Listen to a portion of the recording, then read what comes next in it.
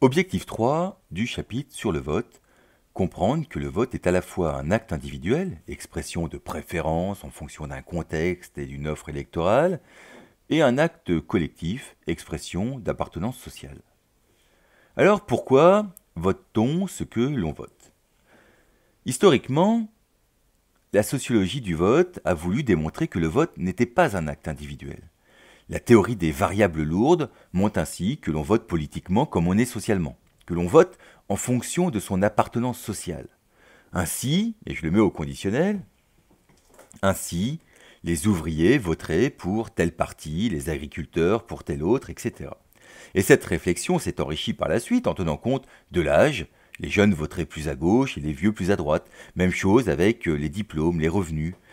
Autrement dit, le groupe auquel on appartient dans la société, on parlera parfois de classe sociale en terminale, déterminerait ce que l'on voterait, et voter serait un acte collectif. Par la suite, la théorie de l'identification partisane va mettre l'accent sur le degré d'attachement émotionnel qu'on peut avoir envers un parti. Dans ce cas, on peut effectivement voter comme on est socialement. Comme avec la théorie des variables lourdes, un enfant socialisé d'une certaine façon pourra développer un attachement au parti censé représenter sa classe sociale.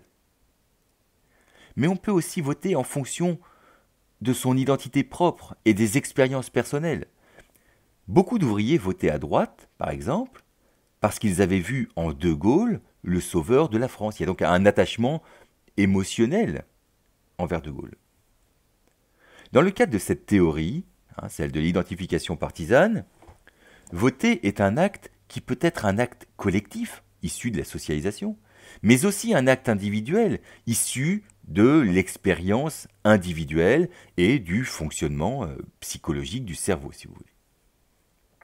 Enfin, et peut-être de plus en plus, voter peut être purement un acte individuel déterminé par un calcul individuel des citoyens.